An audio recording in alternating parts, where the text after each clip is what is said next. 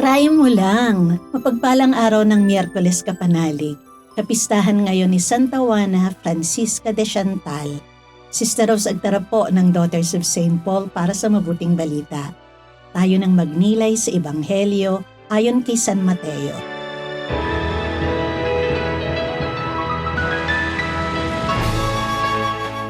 Sinabi ni Jesus sa kanyang mga alagad, Kung nagkasala sa iyo ang iyong kapatid, puntahan mo siya at kausapin ng sarilinan.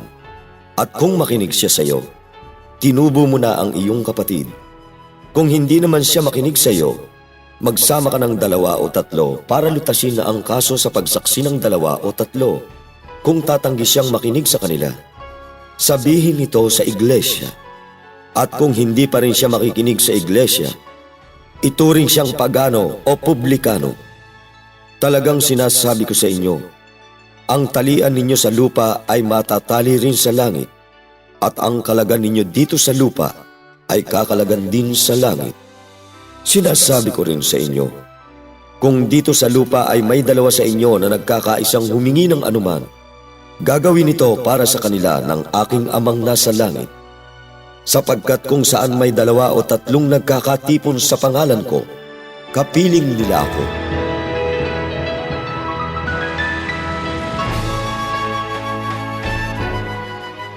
Magandang araw mga kapanalig, Father Vince po ng Society of St. Paul.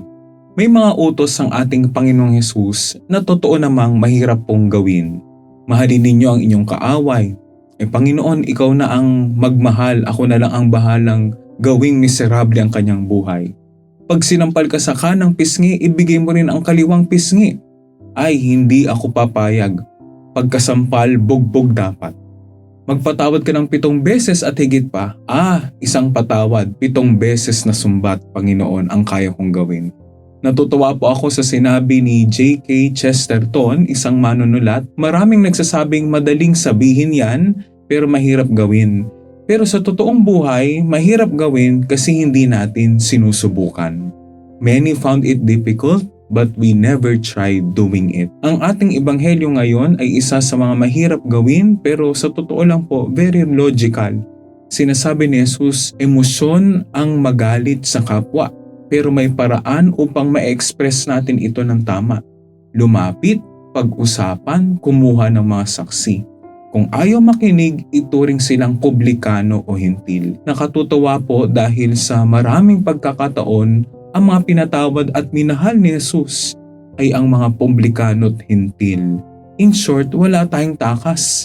Lahat ay marapat nating patawarin at mahalin. Mga kapanalig, hindi tayo pinipilit ni Jesus. Gabay ang kanyang pahayag sa atin ngayon. Ang hiling siguro niya ay itry mo lang. Try lang natin. Ayaw niyang sarado na tayo. Pero kilala ni Jesus ang mga nagsusumikap para matupad ang utos niya. Amen. Mga kapanalig, maraming salamat po sa inyong suporta sa aming misyon, lalong-lalo na sa aming mga donors at subscribers.